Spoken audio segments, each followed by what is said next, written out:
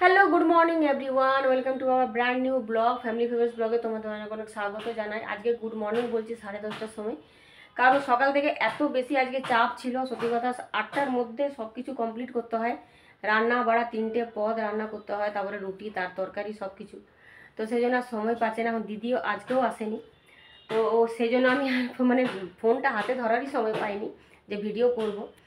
আর সকালবেলায় তো উঠে আগে তো গুড়িয়ার জন্য করে দিতে হয়, কারণ গুড়িয়া স্কুলে যায়, গুড়িয়ার টিফিন সবই করে দিতে হয়।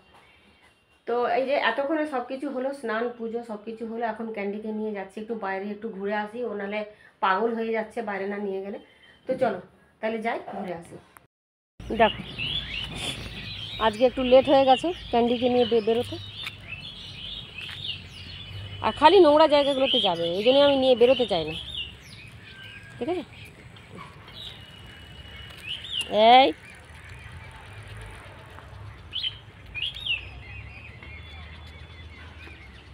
হয়েছে।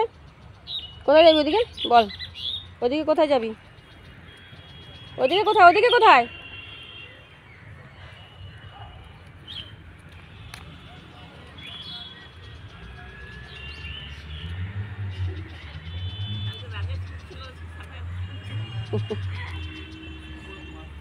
বহুত বদ হয়ে গেছে এখন, বহুত বদমাশ হয়ে গেছে। ওই যে রিয়াটা, ওই যে রিয়ার জালে কোনো কিছু করা যাবে? সামনে দেখছো বাজারটা, এখন বাজার এবারে 11টা বাজতে না বাজতে বাজতে বাজারটা উঠে যাবে। 12টা 11টা 12টা পর্যন্ত থাকে।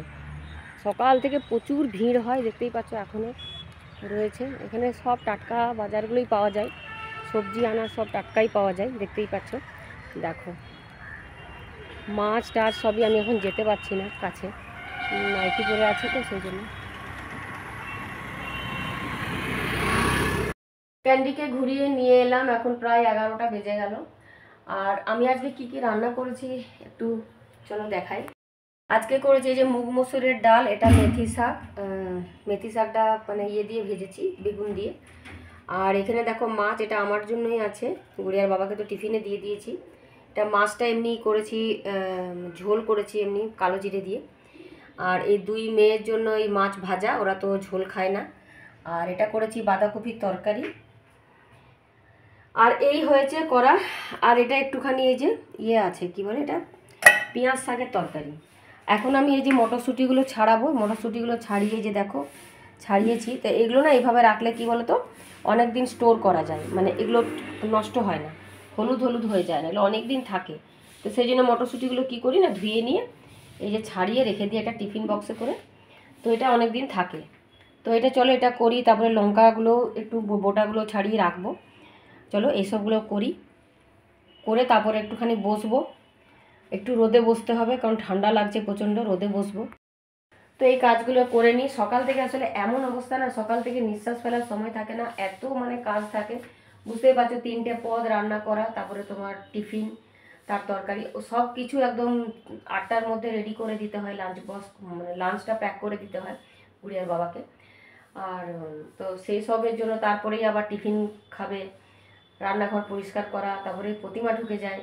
তো আর মানে ফোনটা যে হাতে ধরবো সেটারও সময় পাচ্ছি না, এমন অবস্থা। তো চলো তাহলে এইসব কাজগুলো সারি। বাইরে থেকে ঘুরে টুরে এসে এখন ক্যান্ডি একদম শান্ত হয়ে গেছে, দেখো এই যে ঘুমাচ্ছে। এখন বাজে 12টা 35। তো এবারে খেতে টেতে দেবো।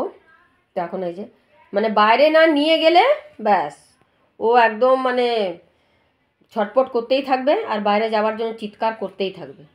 সেই জন্য একটু করে মানে বাইরে নিয়ে যাচ্ছি, বেশি নিয়ে যায় না, কারণ বাইরে বেশি ঘোরালে আবার ওদের আবার অনেক রকম প্রবলেম হচ্ছে। আর এখন ওর এখন এবারে র্যাশ বেরিয়েছে, তো মানে স্কিনে র্যাশ হচ্ছে, তো বাইরে ওই জন্য বেশি আমি নিয়ে যেতে চাই না। ছাতে থাকে, ছাতে নিয়ে যায়, কিন্তু নিয়ে কিন্তু কী করবো, এখন ও থাকতে চায় না, বাইরে একটু বেরোতে চায়, সেই জন্য। তো এখন চলো ভাতটা আবার একবার ফুটাতে হবে, দিয়ে ক্যান্ডিকে খেতে দিতে হবে, আবার 1টার সময় গুড়িয়াও চলে আসবে।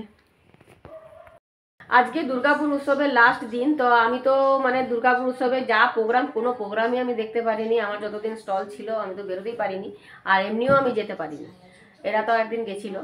তো যাই হোক, আজকে ফসিলস ব্র্যান্ড আজকে আসছে, তো লাস্ট দিন আজকে, আর খুব ভিড় টিড় হবে আজকে, কারণ লাস্ট দিন এমনিতে। তো যাচ্ছি এখন, গুড়িয়াকে নিয়েই যাচ্ছি, আর রিয়া তো ঘরে আছে। আর ওর বাবা খালি পৌঁছে দিয়ে চলে আসবে, ও থাকবে না, আবার ফোন করে দেবো, আবার নিতে চলে আসবে। আর বিকেলবেলায় আসলে দিদি আসেনি, তো সেই জন্য আজকে আলুর দম হবে। তো আলুটাই যে সেদ্ধ করে একটু ভেজে নিয়েছি, আর বানাবে হচ্ছে যে রিয়া। তো সেই জন্য আমি এই যে এগুলো সব জোগাড় টোগাড় করা হয়ে গেছে, মশলা টসলা সব করা হয়ে গেছে। তো ও বানিয়ে নেবে। এই যে এখানে কাসুরি মেথিও আছে। মাঝে মাঝে মানে কিছু মানে রান্না করলে, ভালো কিছু করলে, ভালো মন্দ ভিডিও করতে না ভুলে যায়, তারপরে খাওয়া দাওয়া হয়ে যায়, তারপরে মনে পড়ে মা ভিডিওটা করা হলো না। আজকে এই যে বিকেলে এই যে এটা বানিয়েছিলাম, এটা হচ্ছে আটা নুডলস, মানে এটা হেলদি একটা মানে নুডলস এটা। তো চাউমিন টাউমিন থেকে এগুলো হেলদি। তো এটা অনলাইন থেকে অর্ডার করেছিল রিয়া। তো খেতে খুব একটা খারাপ নয়, ভালো আনাজ টানাজ দিয়ে করেছিলাম, তো ভালোই লাগলো। তো খাওয়া দাওয়া হয়ে গেল, তারপরে মনে পড়লো যে ভিডিওটা করা হয়নি। চলো মেলা থেকে ঘুরে আসি, যতটুকু পারবো তোমাদের সাথে শেয়ার করবো। দুর্গাপুর উৎসব মেলাতে পৌঁছে গেছি। আর গুড়িয়ার আসলে অ্যাকচুয়ালি আমি আসতাম না, তো গুড়িয়ার ওই যে 4 বন্ধু আসবে, তো ওরা সব একসাথে মেলা ঘুরবে, একসাথে রাইডে চাপবে, তো সেই জন্যই এলাম। আর গুড়িয়াকে একা ছাড়বো না বলে, আর ওর বাবা আসলে আসতে চাইলো না, বললো যে না তুমি যাও সঙ্গে। তো ওই জন্য ওর বাবা আমাদেরকে ছেড়ে দিয়ে চলে গেল। আর আমি এই যে গুড়িয়াকে নিয়ে যাচ্ছি, দেখতেই পাচ্ছ। তো আজকে আমাদের একদম লাস্টের গেট থেকে আমরা মানে ঢুকেছি, কারণ প্রথম দিকের যে গেটগুলো সব ভিআইপি গেট করে দিয়েছিল, তো সেই জন্য ওই গেটগুলোতে আর যেতেই পারিনি। আর একদম লাস্টে চিত্রালয়ের কাছে যে গেটটা, সেই গেট দিয়ে ঢুকেছি, অনেকটাই হেঁটে আমাদের আসতে হয়েছে। আর গুড়িয়ার বাবাও জানতো না, ও তো ছেড়ে দিয়ে চলে গেছিলো, ও জানে না যে হ্যাঁ ওই গেটগুলো দিয়ে ঢুকতে, ওগুলো আমাদের কি আমাদের সামনেটা পড়ে একটু কাছে, তো এগুলো এটা অনেকটা দূর পড়ে গেছে একদম রাইডের জায়গাটাতে, মানে যেখানে রাইডসগুলো আছে যেখানে, সেই মানে গেটটা দিয়ে ঢুকতে হয়েছে। তো গুড়িয়া অপেক্ষা করছে ওর বন্ধুদের জন্য, ওর বন্ধুরাও সব এসেছে, বন্ধুর মা এসেছে, একজন বন্ধুর বাবা এসেছে। তো এই আমরা মানে দাঁড়িয়ে আছে, ওরাও ওয়েট করছে। আমরা এখন ডাইরেকশানটা দিয়ে দিচ্ছি যে কোথায়, এই যে এদের বন্ধুরা সব চলে এসে, দেখতেই পাচ্ছ।